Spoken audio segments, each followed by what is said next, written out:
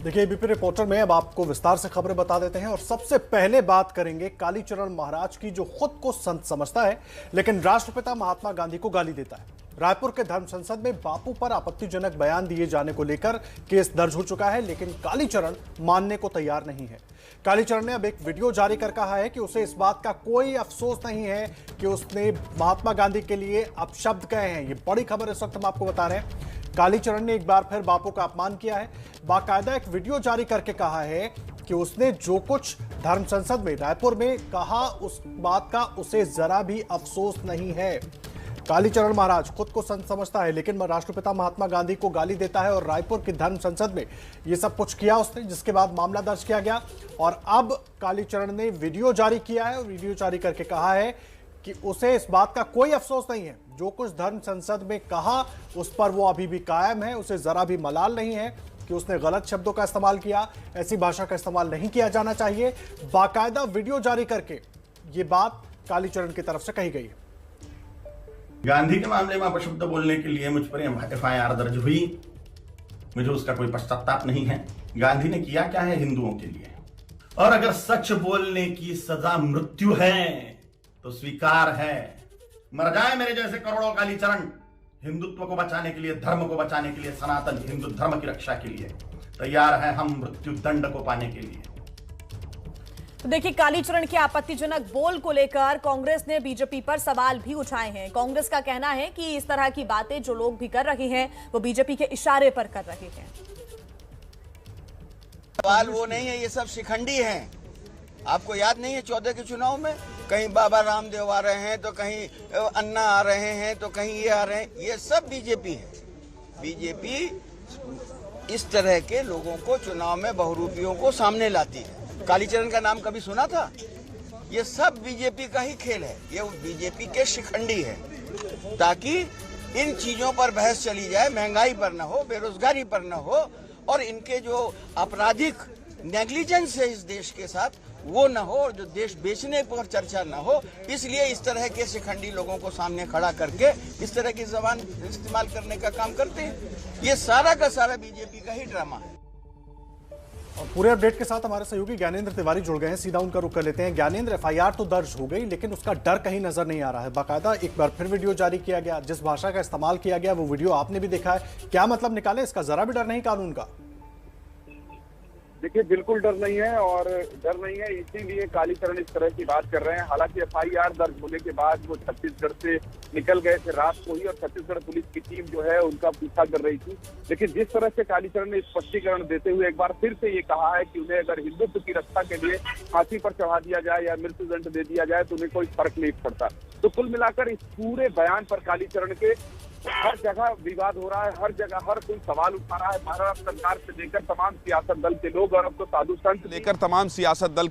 तो साधु संत भी महंत राम सुंदर दास जो छत्तीसगढ़ के संत है उन्होंने तो मंच ही छोड़ दिया था, लेकिन बाकी तमाम साधु संतों के जो प्रतिक्रिया आ रही है वो भी यही कह रहे हैं कि इस तरह का बयान कालीचरण को धर्म संसद के मंच से नहीं देना चाहिए। फिलहाल जिस तरह से सियासत दल के लोग, बीजेपी के लोग, खासकर देखिए छत्तीसगढ़ में नेता प्रतिपक्ष धर्मलाल कौशिक हैं, उन्होंने ये कहा कि धर्म संसद आयोजित कौन कर रहा है और धर्म संसद में इस तरह की बात क्या बोली जाएगी इसका पहले से ही पता लगाया जाना चाहिए। तो कालीचरण के इस विवाद के बाद ये उम्मीद जताई जा रही थी कि कालीचरण जब भी सामने आएंगे तो खेद प्रकट करेंगे, माफी मांगेंगे, लेकिन उन्होंने जिस तरह से फिर एक बार कह दिया है कि मैं इस बयान पर कायम हूं, और अफसोस के साथ मुझे यह कहना पड़ रहा है कि उन्होंने नाथूराम गोडसे को महात्मा बताया और गांधी के बारे में फिर से उन्होंने अपने बयान पर ना माफी मांगी और ना खेद जताया। ज्ञानेंद्र, छत्तीसगढ़ में कांग्रेस की सरकार है तो क्या वहां पर कोई ऐसी कार्रवाई, क्योंकि एफआईआर वहां पर ही दर्ज हुई है, मामला वहीं दर्ज हुआ है, ऐसे में ये हम उम्मीद करते हैं कि शायद वहां पर कार्रवाई हो जाए, क्योंकि कांग्रेस ऐसा आरोप लगा रही है कि ये सब बीजेपी के इशारे पर हो रहा है। दूसरी बात, जो कि आप संतों की प्रतिक्रिया की बात कर रहे थे, धर्म संसद में ही संतों ने इस बात से अपने आप को अलग किया और कहा कि ऐसी बातें धर्म संसद में नहीं होनी चाहिए, वो इससे इत्तेफाक नहीं रखते। तो संतों की तरफ से भी हो सकता है कि कोई कदम उठाया जाए, क्योंकि पहले भी हमने देखा है कि अगर किसी संत की तरफ से ऐसा किया जाता है तो उन्हें उन ग्रुप्स से हटा दिया जाता है। देखिए, ऐसी कोई कार्रवाई या ऐसा कोई कदम संत महात्मा की तरफ से तो अभी दिखाई नहीं दिया है, ना तो सुनाई दिया है। जहां तक आप छत्तीसगढ़ सरकार की बात कर रहे हैं, तो छत्तीसगढ़ में जब ये धर्म संसद आयोजित हो रही थी उस दौरान बीजेपी यही कह रही है, पूर्व मुख्यमंत्री रमन सिंह भी यही कह रहे हैं कि कांग्रेस के कुछ नेता भी शामिल थे, लेकिन उन्हें ये नहीं पता था कि कालीचरण इस तरह का बयान देंगे। कार्रवाई की जहां तक बात है तो मुख्यमंत्री भूपेश बघेल ने अपने ट्विटर, फेसबुक के माध्यम से एफआईआर को साझा किया है और ये बताया है कि इस तरह की जो अनर्गल बातचीत करते हैं या तो फिर राष्ट्र विरोधी बातचीत कर रहे हैं उन्हें माफ नहीं किया जाएगा। एफआईआर दर्ज हो गई है और जिस दिन धर्म संसद में कालीचरण ने यह बयान दिया था उसके बाद से ही रात को ही वो रायपुर छत्तीसगढ़ छोड़कर निकल गए थे। छत्तीसगढ़ पुलिस के आला अफसरों से मेरी बात हुई है, सीएमओ से बात हुई है, मुख्यमंत्री सचिवालय से बात हुई है। उन्होंने ये कहा कि पुलिस की एक टीम जो है बनाकर कालीचरण को गिरफ्तार करने के लिए भेज दिया गया था, लेकिन अभी उनकी गिरफ्तारी या वो हिरासत में ले लिए गए हैं या कुछ ऐसी कार्रवाई हुई इसकी सूचना फिलहाल नहीं है। जी ज्ञानेंद्र, मुझे एक बात बताइए, रामसुंदर दास ने साफ तौर पर मंच से कह दिया था कि हम इस धर्म संसद से खुद को अलग करते हैं, लेकिन उसके बाद एक बार फिर इस तरह का वीडियो जो जारी किया है कालीचरण ने वो सवालिया निशान लगाता है और संतों ने जिस तरह से विरोध जताया उस पर भी और कानून पर भी, क्योंकि मामला दर्ज हो चुका है लेकिन अभी तक कार्रवाई नहीं हुई, इसलिए इस तरह के वीडियो सामने आ रहे हैं। आप नजर बनाकर रखिए ज्ञानेंद्र, लगातार अपडेट आगे भी आपसे लेते रहेंगे। बिल्कुल। तो खुद को संत कहने वाले कालीचरण महाराज ने रायपुर की धर्म संसद में गांधी को गाली दी। अब सवाल यह है कि कौन सी धर्म संसद हो सकती है जिसमें हिंदुस्तान के सबसे बड़े संत को अपमानित किया जाए, जिसने अंग्रेजों की गुलामी से मुर्दा पड़े इस देश में नई जान फूंकी थी। देखिए रायपुर से ज्ञानेंद्र तिवारी की एक खास रिपोर्ट। तो एक बड़ा अपमान कालीचरण ने किया, महात्मा गांधी का अपमान, और एक बार फिर वीडियो सामने आया है। अब सवाल यह कि अभी तक कार्रवाई क्यों नहीं हुई?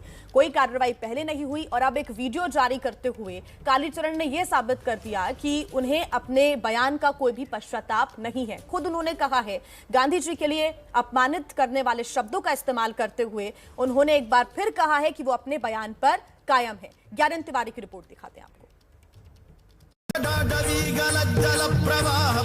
स्थले गले वलंब्यलंबितं भुजंग तुंगमालिका डमड्डमड्डमड्डमन्निनादवड्डमर्वयं चकार चंड तांडवं तनोदुनः शिवः शिवम्। शिव की भक्ति, काली की शक्ति से गले में आता है ऐसा सुर।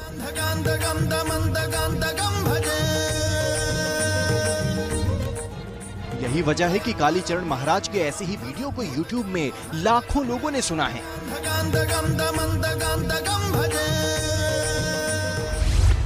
अब जरा इन्हीं कालीचरण महाराज को दोबारा सुनिए।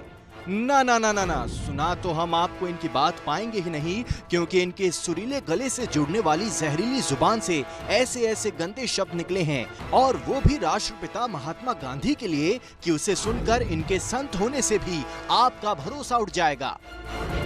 एक सार्वजनिक सभा में सैकड़ों लोगों की भीड़ के सामने इस तरह की गालियों और भाषा का इस्तेमाल कोई सभ्य समाज का व्यक्ति तो कर नहीं सकता। ये काम तो कोई गोडसे प्रेमी ही कर सकता है। कालीचरण महाराज गोडसे प्रेमी गैंग के सबसे नए सदस्य बनकर उभरे हैं और गांधी के अपमान में ये अपने पूर्ववर्तियों से भी आगे निकल गए हैं। अब आपको बताते हैं कि मामला क्या है। 25 दिसंबर को रायपुर में 2 दिन की धर्म संसद का आयोजन किया गया था। इस धर्म संसद में देश के अलग अलग हिस्सों से साधु संत आए थे। इसी धर्म संसद के आखिरी दिन कालीचरण महाराज को बोलने का मौका मिला और वो धर्म की सारी मर्यादाओं को पार कर गए। खास बात यह है कि धर्म संसद में गांधी का अपमान हुआ, लोगों ने तालियां बजाई और साधु संत मौन देखते रहे। लेकिन फिर इसी धर्म संसद से ही कालीचरण महाराज को जवाब भी मिल गया। वह महात्मा गांधी ने क्या कुछ नहीं किया जिसे राष्ट्रपिता का के उपाधि साथ नवाजा गया। अब उनके विषय में इस धर्म संसद से ऐसी बात, ये हमारा सनातन धर्म नहीं हो सकता।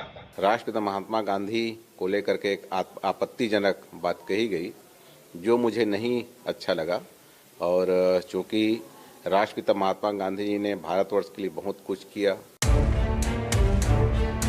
कालीचरण महाराज पर कानून की तलवार भी लटक गई है। कांग्रेस ने इसे लेकर पुलिस में केस दर्ज करा दिया है। कालीचरण महाराज के द्वारा कुछ आपत्तिजनक और अशोभनीय टिप्पणी व्याख्यान दिया गया। उसमें प्रार्थी श्री प्रमोद दुबे के द्वारा टिकरापारा थाने में अपराध दर्ज कराया गया है। प्रार्थी की रिपोर्ट पर थाना टिकरापारा में गैर जमानती धारा में अपराध पंजीबद्ध किया गया है और प्रकरण की विवेचना की जा रही है। छत्तीसगढ़ में कालीचरण महाराज के इस बयान को लेकर राजनीति शुरू हो गई है। कांग्रेस ने बीजेपी के मौन पर सवाल उठाया तो बीजेपी ने बयान की निंदा की है। हम सिर्फ देखते हैं कि किस प्रकार से नफरत के जहर बोए जा रहे हैं, एक दूसरे के प्रति घृणा, एक दूसरे के प्रति विद्वेष।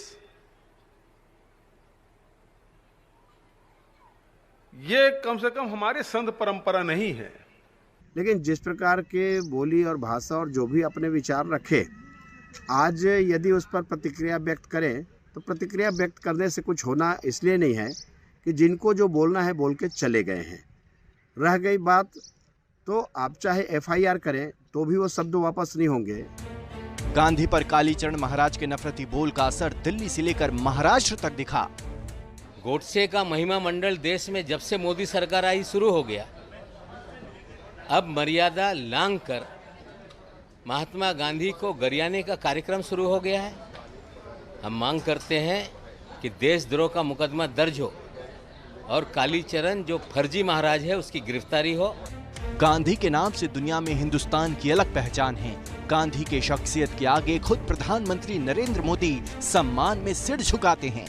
उन्होंने भारत के नागरिकों में उस बीज को बोने की लगातार कोशिश की थी कि सफाई करो।